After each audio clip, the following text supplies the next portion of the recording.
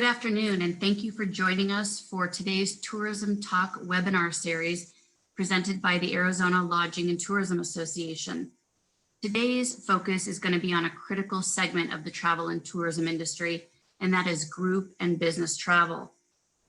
Again, I'm Kim Sabo, President and CEO of the Arizona Lodging and Tourism Association, and I really appreciate all of you joining us today for what will be a very robust and timely conversation. I think we have a record attendance today, clearly due in large part to the phenomenal panel that we have with us today, all of whom I will introduce shortly. I'd like to start by thanking today's webinar sponsor, Young's Market Company. Young's Market has been a longtime strategic sponsor and supporter of the industry, and Young's is an industry leader in wholesale and distribution of wines, spirits, and select beverages in the Western United States. So again, thank you to Young's Market for all that you do to support the industry and the association, particularly in these difficult times. Again, we've got a phenomenal panel with us today, focusing on the new reality that we're facing as an industry. Leaders that have joined us today who are facing numerous challenges, unknowns, and really responding with solutions. These are leaders that are leading in the sports, group, event, meetings, conventions sector within the industry, which represents group travel, which is more than 50% of the travel economy. I think it's really important to, again, set the stage for this conversation today and remind all of those joining us, as well as our policy leaders, the dire situation that is indeed facing this sector in particular. In 2019, we saw a record year in virtually every category in Arizona.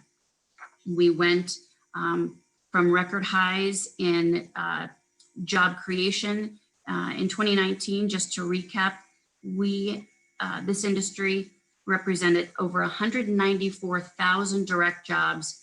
When you combine the induced, so direct and indirect jobs, over 360,000.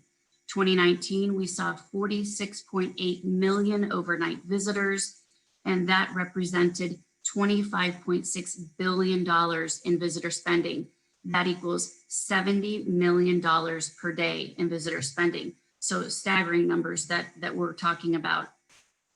All of that visitor spending contributed to local, state, and federal taxes of $3.78 billion. Enter March 2020. And I think we all know quite clearly what happened. The pandemic basically washed up on shore here in Arizona, hitting us at a time that would typically be our highest, busiest season. We're in the midst of hosting Cactus League spring training, hosting visitors from around the world again at our peak season, a time when our hotels and resorts would typically be experiencing 80% occupancy. Those numbers dropped to single digits virtually overnight. It was as if an economic spigot just turned off, and our industry was really, again, hit worst and hit first. Let me talk about the losses that we've experienced thus far. Just in the first half of 2020, we've experienced $9 billion in lost visitor spending. Again, that's just in the first half of 2020. At one point, we were at 50% decrease in industry jobs. I think right now we're at an overall decline by 37% year over year in decreased industry jobs. Again, we've seen occupancy all over the board, but at one point down to single digits. All of this representing a $312 million loss in local, state, and federal tax revenues. So again, very, very staggering numbers. Having painted this very bleak picture, which again, I don't like to do that, but I think very, very important so that we all know the reality with which we're dealing. Painting that bleak picture, but then pivoting to quickly highlight the resiliency of this industry. Again, at the tip of the spear, leading with solutions, innovation, and ideas for how we will indeed quarterback the state out of the situation that we face once guidance and numbers ease. Again, we're facing an unprecedented health and economic crisis. And first priority is the health, safety, and wellness of our visitors, as well as employees. But again, this industry will be at the tip of the spear, quarterbacking us out of this horrific situation. With us today, again, we've got a phenomenal panel, and I'm going to briefly introduce each by name and title, and then pitch it to each of you to add a little bit about your particular roles to give some color and context to the audience. But I'd like to start by introducing John Chan, who's director of the Phoenix Convention Center and Venues. We also have Julie Giese, president of Phoenix Raceway. We also have Tom Sadler, president and CEO of the Arizona Sports and Tourism Authority. And last but not least, Jason Rowley, president and CEO of the Phoenix Suns.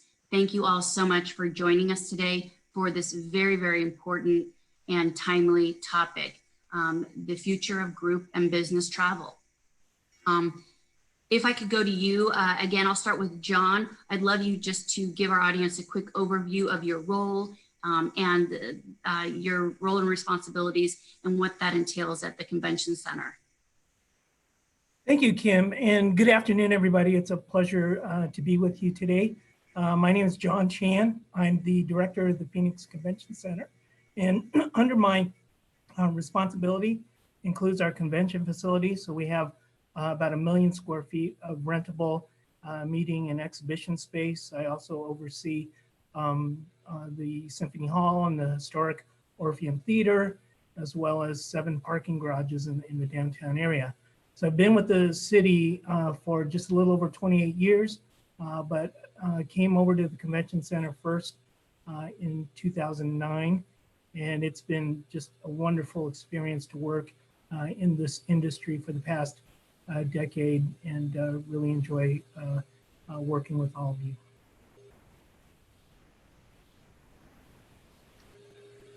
All right, and Sorry, technical difficulties. I meant to pitch it to you, Julie. I got you covered. Thank you. I'm Julie Giese, as Kim mentioned. I'm the president here at Phoenix Raceway, home of the 2020 NASCAR Championship weekend, which will be here next week. We host 2 NASCAR races a year. We were actually the last race that ran with full grandstands in March before everything changed, and are excited to be able to host NASCAR Championship weekend with a reduced capacity next weekend. And we're a 600-acre facility. We've been out here for over 50 years, and recently in the last 2 years opened our new renovation, $178 million renovation of the facility. So we're looking forward to next weekend. Absolutely, I bet. A beautiful renovation, and we've got a lot of excitement coming up with the championship race just over a week from now. So thank you. And again, thank you, John. I couldn't get my mute off quickly enough, so thank you for that introduction. Next, we're going to go to Tom Sadler. Thank you, Kim, and thank you for the honor of being on this esteemed panel. It's truly thrilled to be here today. The Arizona Sports and Tourism Authority, one, owns State Farm Stadium. We also provide a conduit of revenue to the tourism industry, to Cactus League, through the municipalities that host the facilities that the spring training Major League Baseball teams play and train in. We also provide conduit of revenue to the Youth and Amateur Sport Grant Program that ASTA administers, and of course, revenue to operate the stadium. So that's who we are. Thank you, Tom. And Jason, last but not least. Thanks, Kim. Appreciate sharing the panel with everybody here today and everybody out in the audience. I'm Jason Rowley, President and Chief Executive Officer of the Phoenix Suns. Under that umbrella is obviously the NBA franchise, the WNBA Phoenix Mercury, and then as part of our responsibility as well as we manage and operate Talking Stick Resort Arena, which similar to the Raceway is going through right now a significant renovation, about $230 million, which started in earnest, frankly, very quickly after COVID hit, and it was determined that we were not going to be in a position to have any more events in the building for the foreseeable future. I can't say there's any real, what you would maybe call a bright light or a silver lining through this, but for us, it was at least the ability to move forward on our construction and actually advance it to a level that we didn't anticipate, which is a good thing. We're going to be in a position of probably having our certificate of occupancy within the next couple of weeks here. Next step is to get fans back in the building, but my overall role as president and CEO is to oversee the business operations and management of the organization that covers those three entities. Fantastic, Jason. Thank you for that. And again, thank you all. Jason, you bring up a great point in that, during this downtime, if you will, in this time of uncertainty, you've all been so diligently working behind the scenes to be flexible, plan, and prepare. We're all facing so many unknowns, but critically important that as guidance eases and once we are able to welcome visitors and fans back, that we are indeed prepared to do so. So my highest of compliments to each of you and so many more industry leaders that are working so diligently. I think today is a great opportunity to share with our audience, a lot of the things that you are doing, but we will be super excited to see the renovations and everything that's being done during this time of limbo, if you will. So again, compliments. I couldn't be prouder of this industry who is leading again with preparedness, solutions, and I have every confidence will indeed lead us out of this crisis that we're facing. I'd like to open it up for conversation right now. And John, I'll go back to you to take this first question. And that is really to talk about the current impacts that the decline in group and business travel is having on your venues. Thank you, Kim. I think as you alluded to in your opening remarks, we began 2020 with a bang. The first 2.5 months of the year, we were literally back to back with group business in the building. And, we were actually lamenting the fact that we were going to need to, bring on more staff in order, because we were just working at such a rapid pace, and the pandemic just kind of snuck up on everyone. So, I think if we look at 2020, we've lost about 60% of our total contracted convention groups just in 2020. If I look forward into 2021, a lot of those groups that are contracted are still on the books. But I think what's going to happen is that as we approach the end of this calendar year, it would not surprise me if we see more group business cancel, especially into Q1 and Q2 of 2021. I think there's a lot of factors that are going to be in play with how long this continues. Obviously, the availability of a coronavirus vaccine and that being widely available and distributed would be a game changer. But even when that happens, I don't think that we're going to see this huge rush of people willing to get back on airplanes and travel. I think it's going to be a gradual turning on and returning to some sense of normalcy. But that's really how it's impacted our business. And the other thing I would point out is during this COVID time, it's easy to forget what happened. And in March and April, I think there was a lot of optimism that things would be returning to normal by the end of calendar year 2020. But as we sit here in October, I think the realization is that this is going to continue for quite some time. And John, you make a great point, which is, really the focus of today's conversation and panel. I think many of us have probably been to local hotels and resorts for staycations, and it on the surface looks encouraging to see people at the pool and outdoors and maybe dining and whatnot, and that's fantastic as people begin to be more comfortable and start venturing out. But the key point is that group travel and the planning it requires for these large groups and the lead time, which we don't see the conventions when we're out at the pool and whatnot. So the planning time and how far into the future this could potentially impact us. You make a great point in that regard. Julie, if I could go to you with the same question and talk about your facility.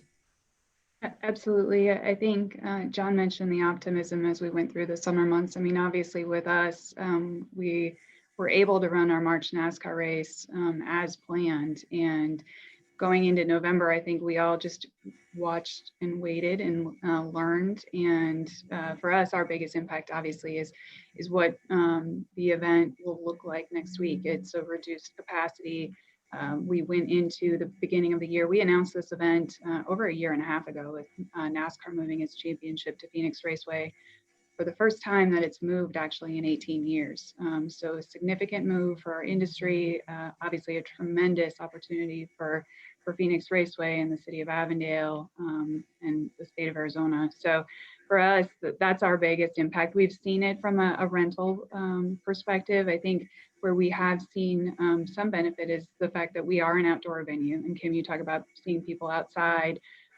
We were able to do some things around graduation earlier this year and celebrate some of the high school students and bring them out to the track and do a lap around the track and some other events that were looking for some of that outdoor venue experience in a much smaller scale, of course. So for us, again, the biggest impact will be next weekend, but it's still NASCAR Championship weekend. It's still coming and it's on schedule, which is tremendous. So we're looking forward to that.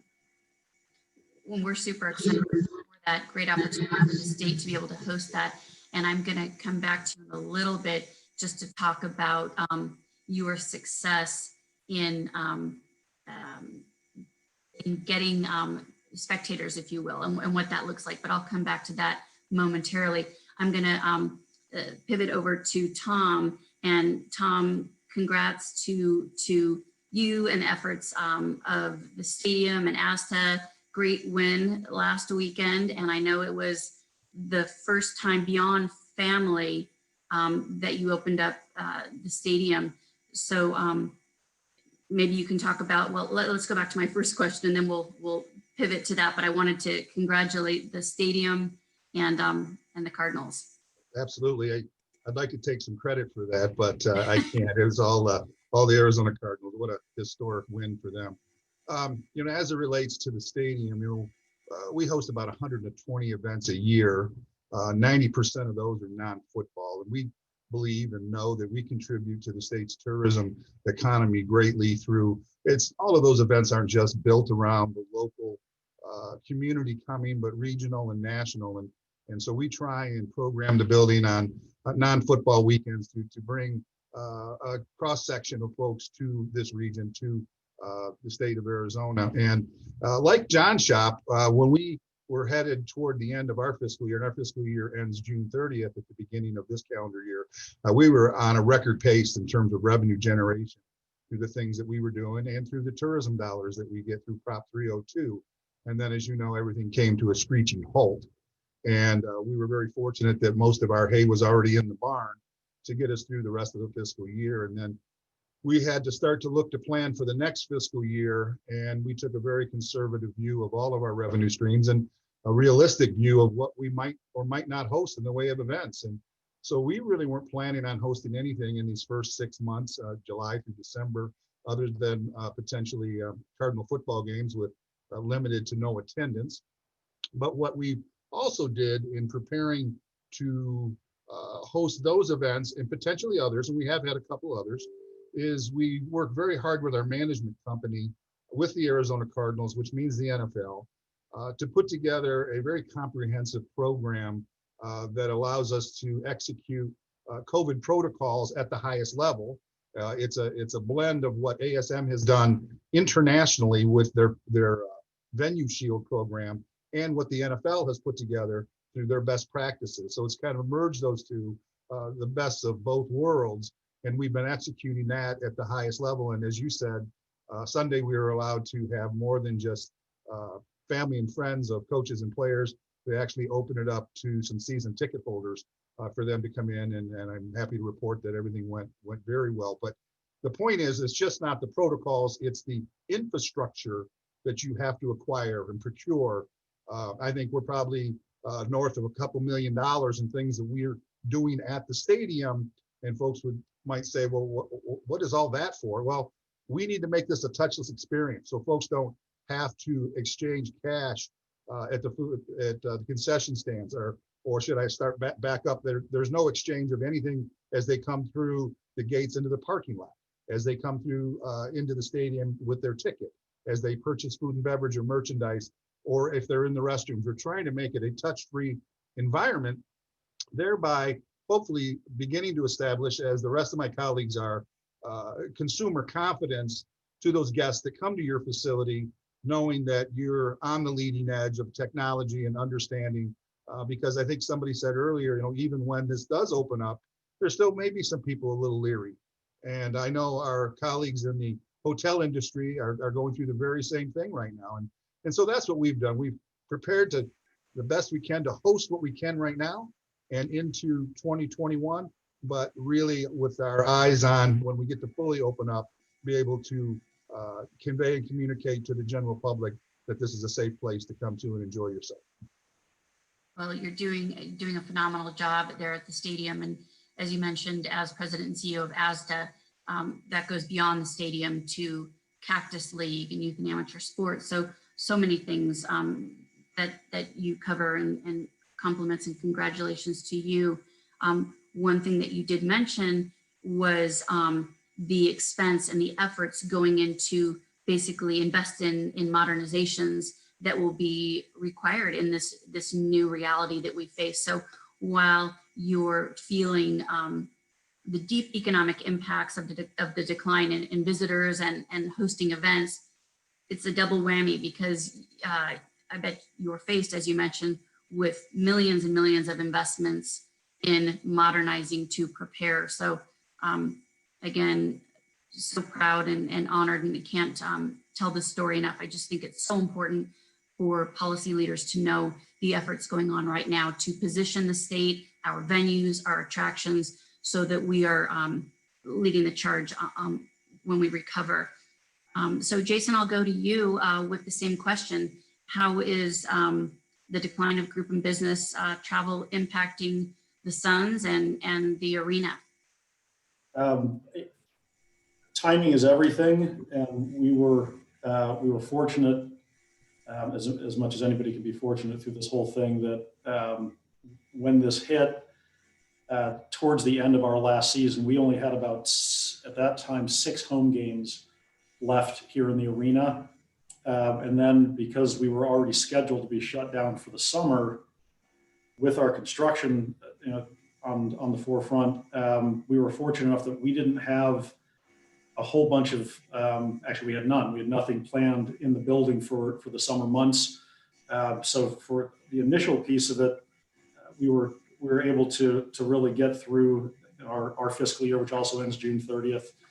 We were able to get through that relatively unscathed. Now, obviously, the real question is, as we move forward here into the 2021 season, and getting into now the window of when we would have started having concerts, this is when it's starting to have much more of an impact and an effect. The way we've approached it is that we've certainly looked at the group business, which has always been a big piece of our. If you look at any ticket sales for a big arena, you have your season tickets, you have your single game, and then you also have group sales. And a lot of times that focuses on group business coming in from out of town to visit. And so we coordinate with the convention center, coordinate with even with spring training and so forth, because when those groups come in, they may be looking for things to do in the evening, and obviously coming down to the arena for a concert or a Suns game is, the option we'd like them to take. And so that's certainly going to be a bite we're going to have to face. The concert business, everything, although we have some dates on hold, the reality is most of the music industry is expecting to not have anything really happening until maybe the second quarter of 2021, maybe even with how things are trending, maybe even sliding into Q3 or even Q4. Hopefully that's not the case, but as we all know, we can't control the virus. We can do what we can to try and manage around it. But those are kind of realities about that component of the business as well. So it certainly has been a challenge, and what we continue to do is try and put ourselves in a position to when we are ready to go, and to the point of having to invest a lot of dollars into the building.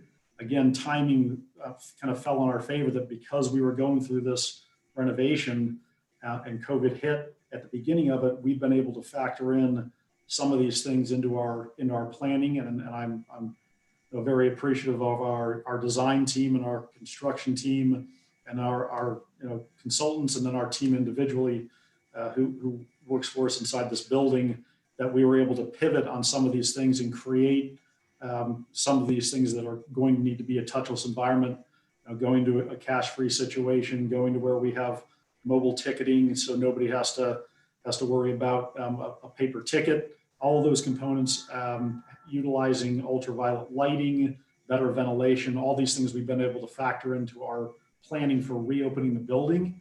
And so in that regard, there's been some additional costs for us, but we've been fortunate to be able to avoid having to kind of rethink everything. And then even some of the certifications, like what's called the GBAC certification, which I know the city of Phoenix is utilizing in a lot of their buildings, but utilizing outside consultants to review our protocols and to look at how we're operating the building or planning on operating the building, and doing it in a way that meets a lot of these new sanitation standards. And to the point of what people's expectations are, like most teams, we've done a tremendous number of surveying of our fan base and also our concert goers over the last 6 or 7 months in multi phases, and it's pretty consistent.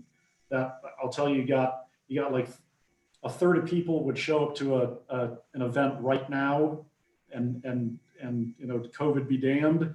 About a third of them would want to go to an event if they could feel comfortable with the protocols that you have in place. And then you got another third that it almost doesn't matter what you have. You could have the place, pour a bucket of bleach all over the whole thing and be as sanitized as possible, and they still wouldn't show up until this is completely behind us. So what we're kind of focusing on is putting ourselves in a position to take care of those 2/3 of individuals who would want to come out to an event, and doing what we can to make sure that we heighten that level of confidence, so they feel comfortable, they feel like they're safe, and they can still come out and have a good time. And it's, this is new for everybody, and as an industry, whether it be the sports and entertainment industry or the lodging and tourism industry, there's an awful lot of overlap in terms of the things that we are looking at, and there has been a tremendous amount of cooperation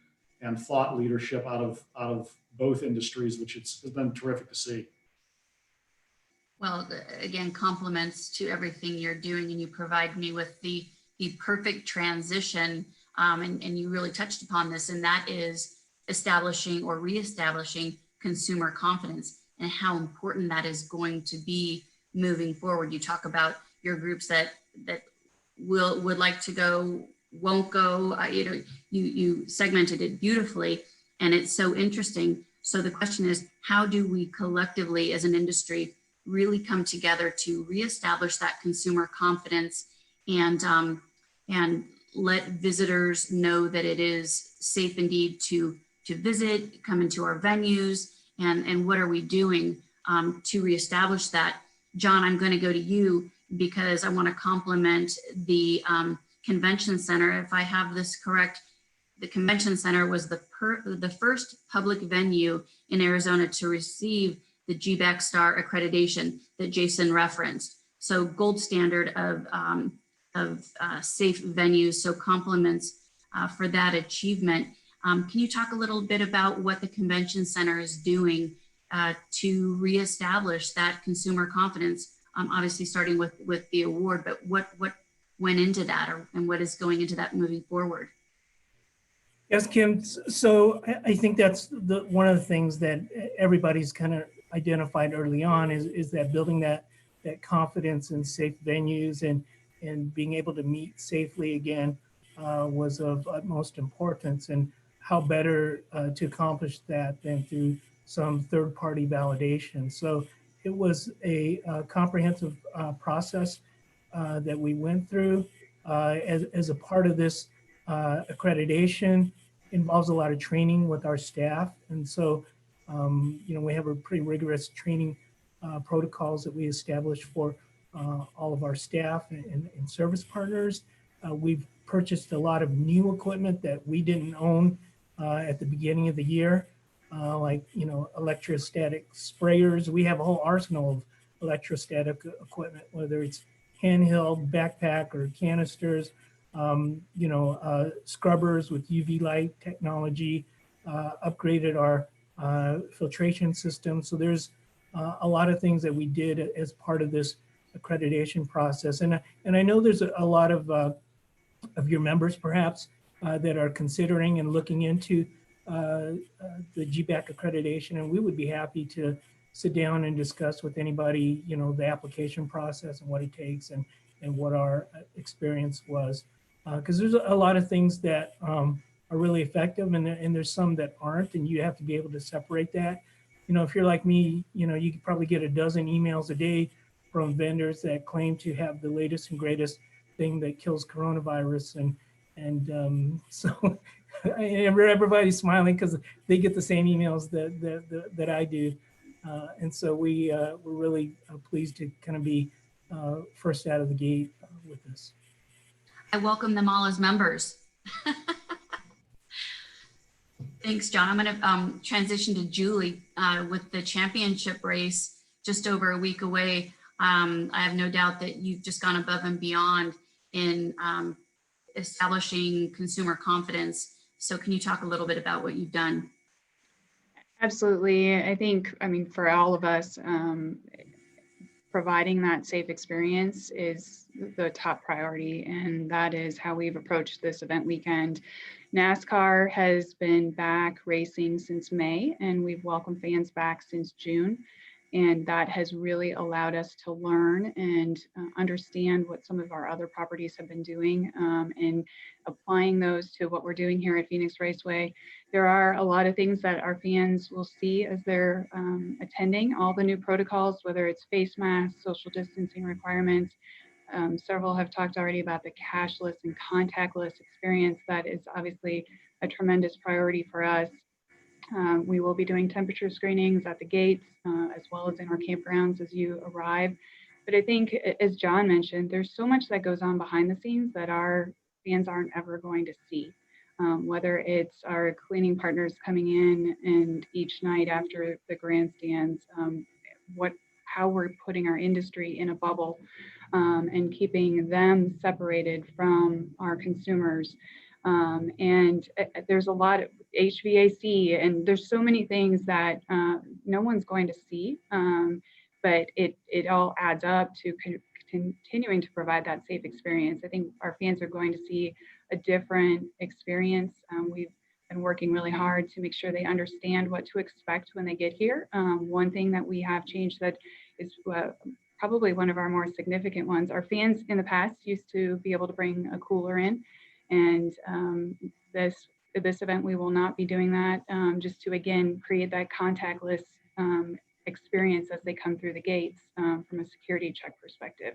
So small things like that, but some of them are bigger. And again, there's so much that goes on behind the scenes that we want to just make sure, it continues, and it's things that we're going to do to keep everybody safe and make sure that everyone is here feels like they're in a good environment, a safe environment. Our consumers, our partners, and our industry. And Julie, you say that you're able to welcome 20% capacity at the Champ Race.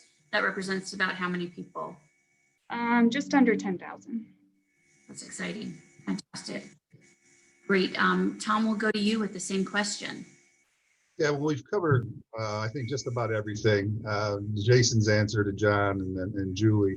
One of the other things that we try and emphasize as well, again, just an element of, again, that customer service, is that our housekeeping staff is identified in uniforms that are easily stick out and stand out, and they're constantly in motion, spraying down handrails and working in the restrooms and doing those kinds of things that I think help generate sort of some grassroots confidence from the folks that are experiencing the event at that moment. So those are the kinds of things that we're doing, and just kind of round up everything that everybody said. And that's basically what we've done. And I think I'd like to say to our audience today, one of the really cool things that we have here in the Valley is this open door collaboration amongst all these groups.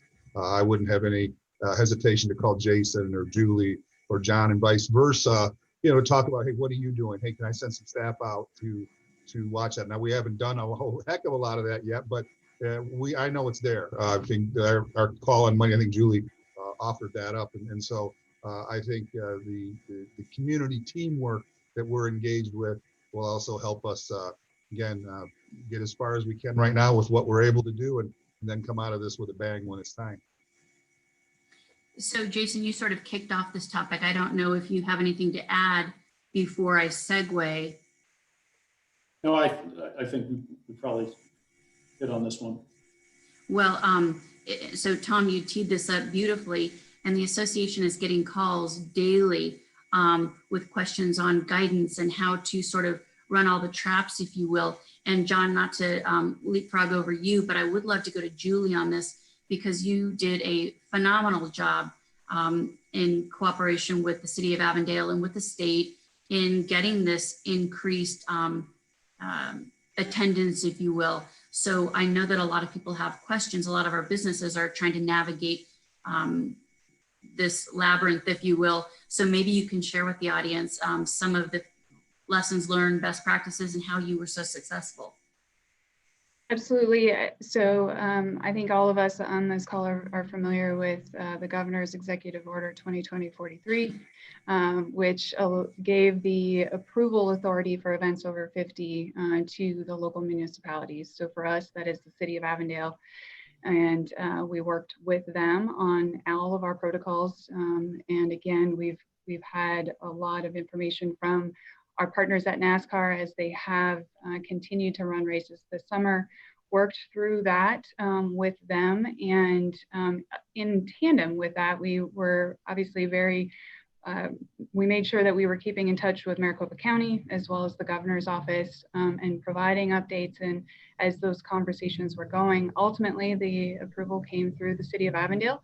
And when we were ready to make the announcement of our protocols, which Kim, as you mentioned, would be about 20% capacity, as well as our campgrounds being operational, we worked again that process with the city of Avondale and the announcements, and then looping in and keeping Maricopa County and the governor's office up to speed on what that is, what it's going to look like, and answering any questions that they may have.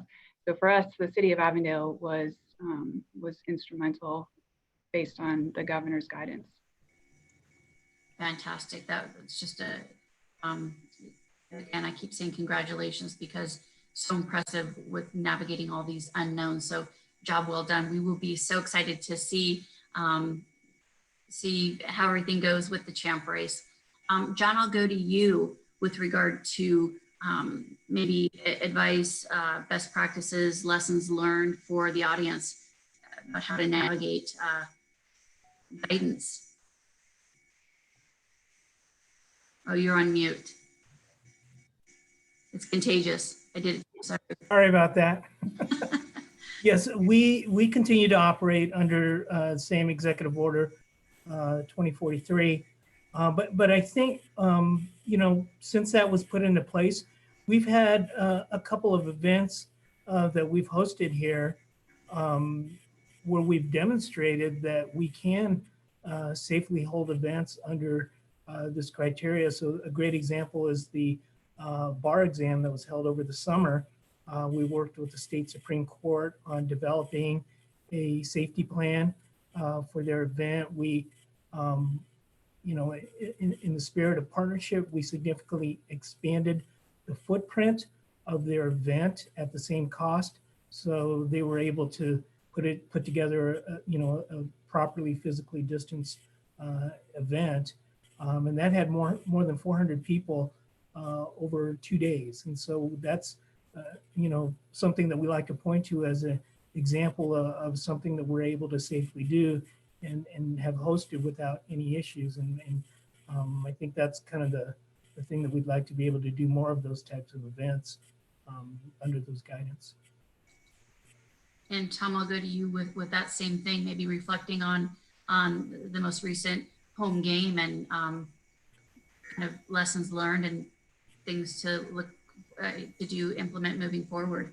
Yeah, well, I think where I was focused on the topic, Kim, was how do we get through these approval levels? And so for the NFL and for the Cardinals, at the NFL's insistence, the Cardinals go to the governor's office and work with the top level health officials there to carve out what they would be able to do on a game by game basis. And so that's sort of put in place for that. For the remainder of our events, as long as it doesn't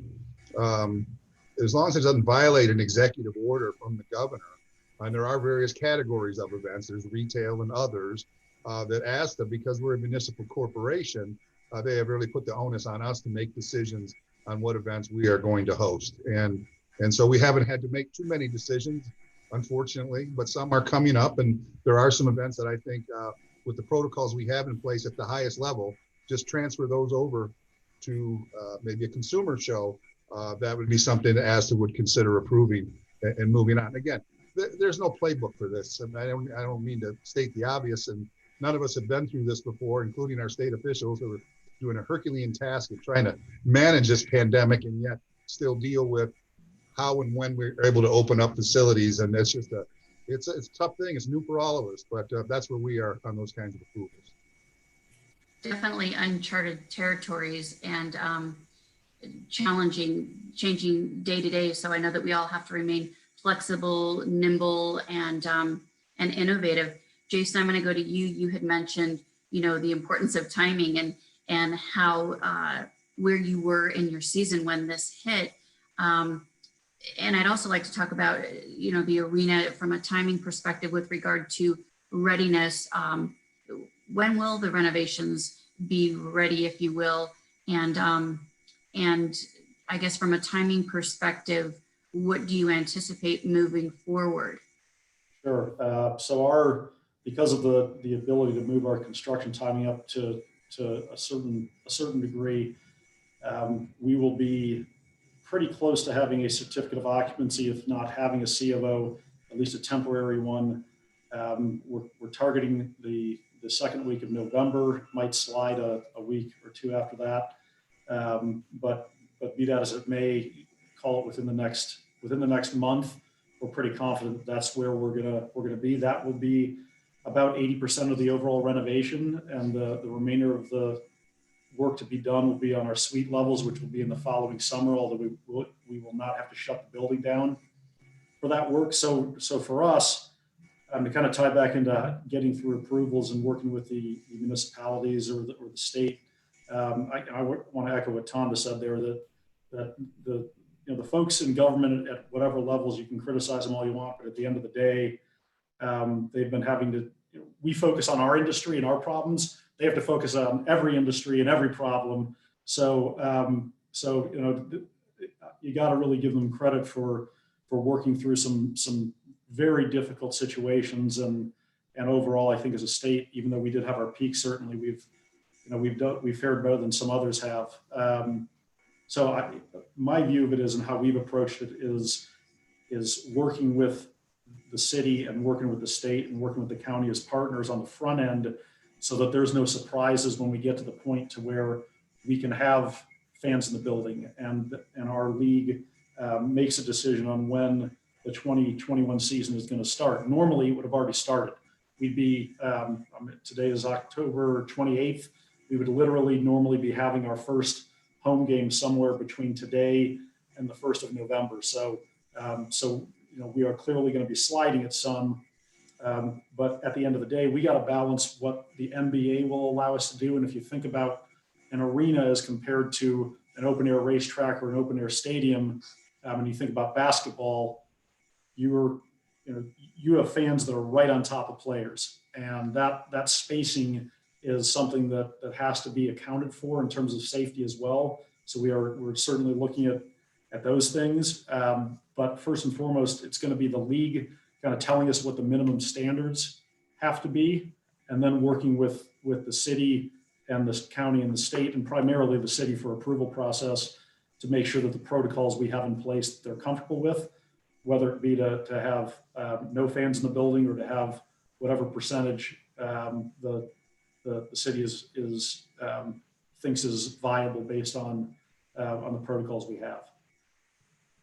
Fantastic. Well, I'm going to use this opportunity to shamelessly plug the AZ Safe and Clean initiative that the Arizona Lodging and Tourism Association created in partnership with the American Hotel and Lodging Association.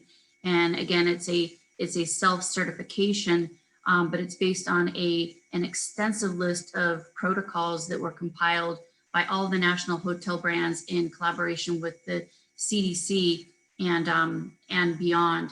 So we're working hard with our hotels, resorts, and that is now going to expand to venues in the language. So I think that will be very, very helpful. But again, a shameless plug and compliments to the small but mighty team at the AZLTA for getting that implemented, and one additional step in, again, establishing that consumer confidence.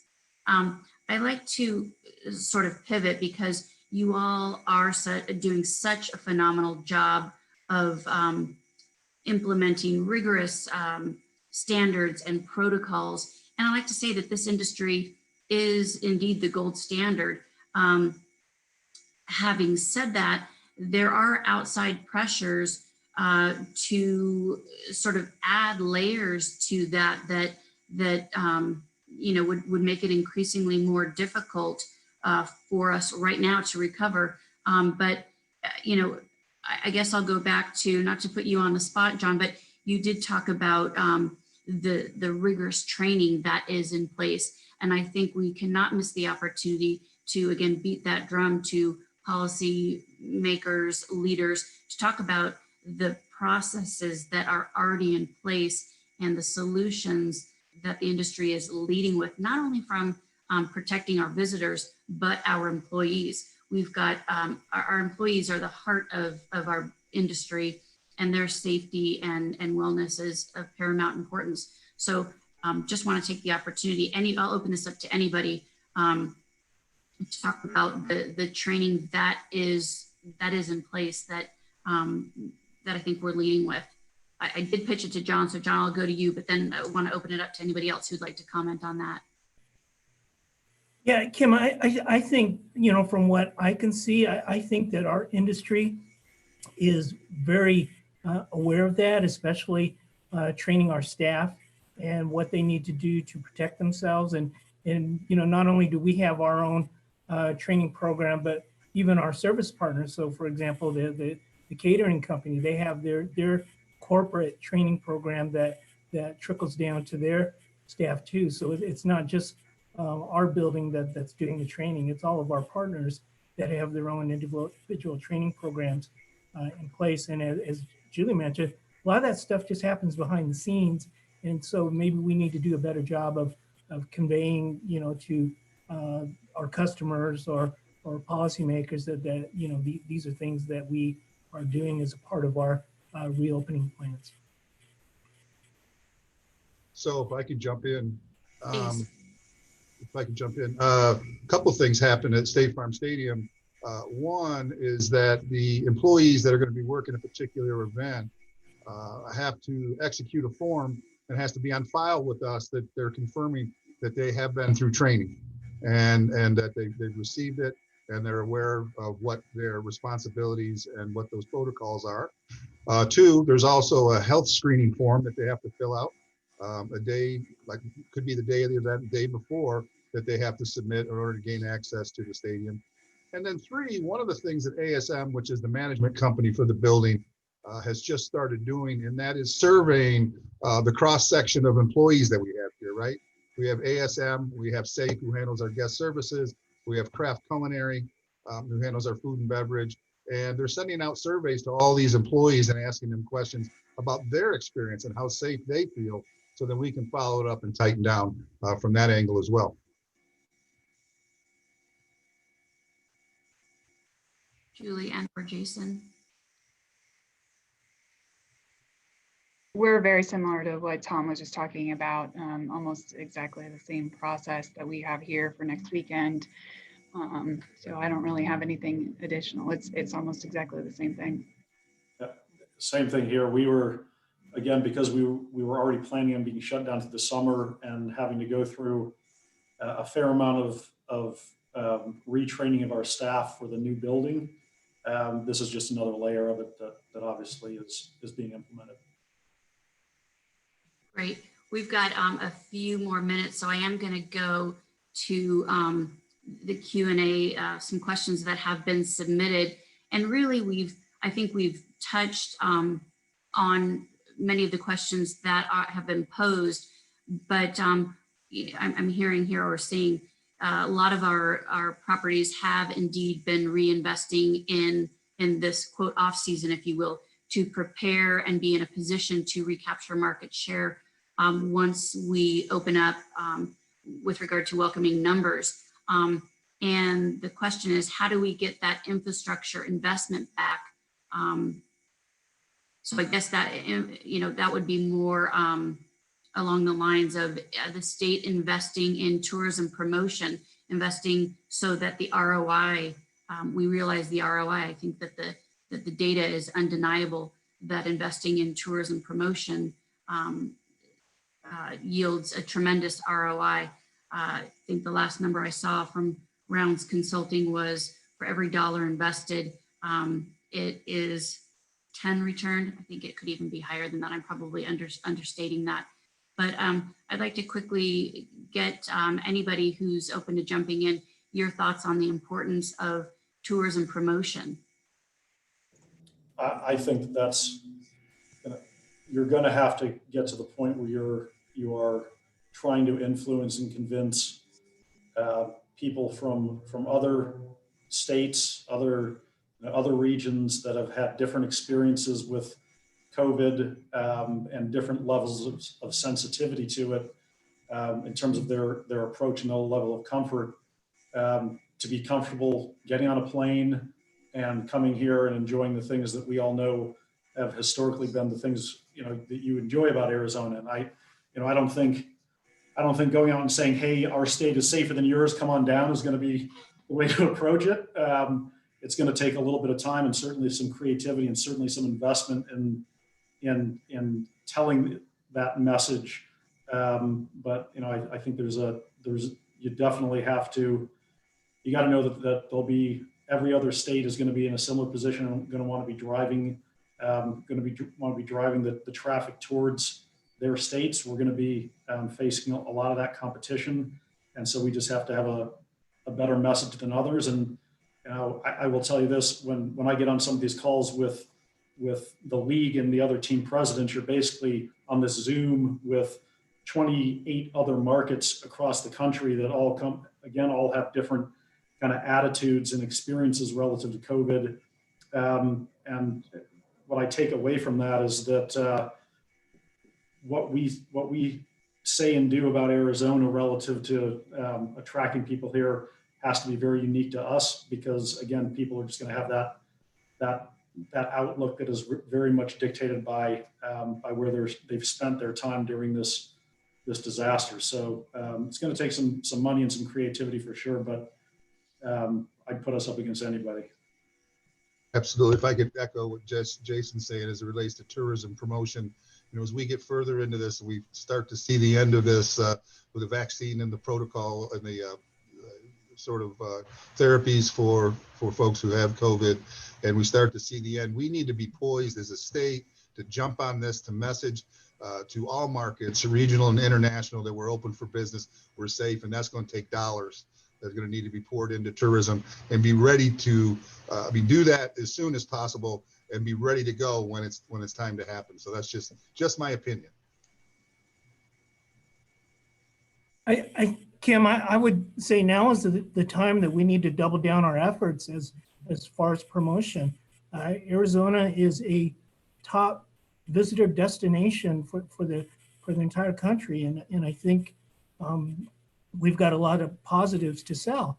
And I think great evidence of that is even in the midst of this pandemic, the convention center team and our partners at Visit Phoenix and the downtown hotels, we just had a record year of future group business citywide bookings. And so that really speaks well to this destination.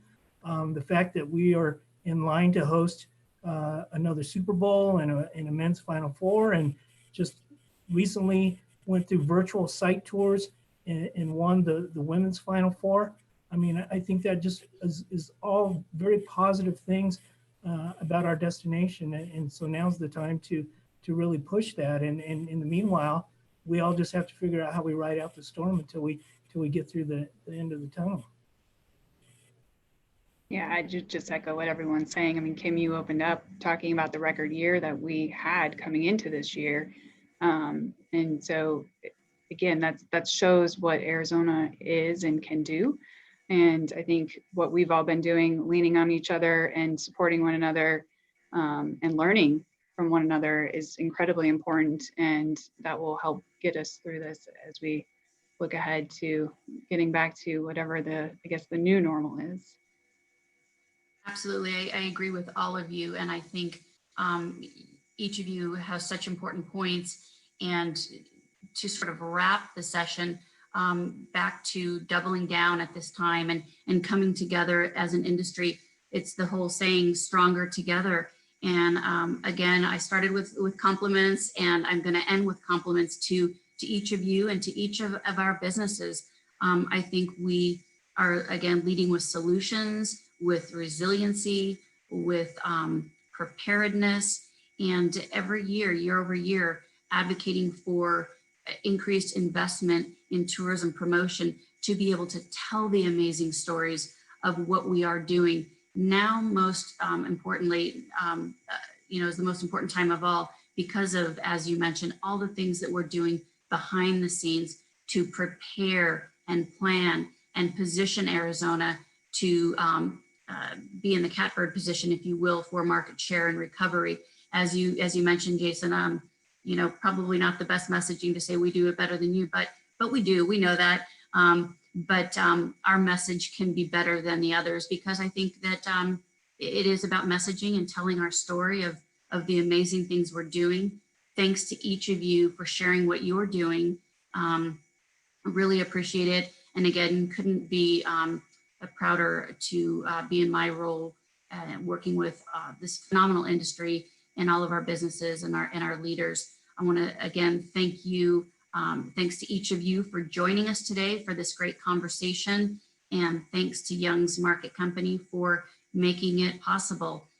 This webinar was indeed recorded, and we will have it available and pump it out to all of our members. So again, thanks to each of you for joining us today for a robust conversation, and just look forward to great things on the horizon.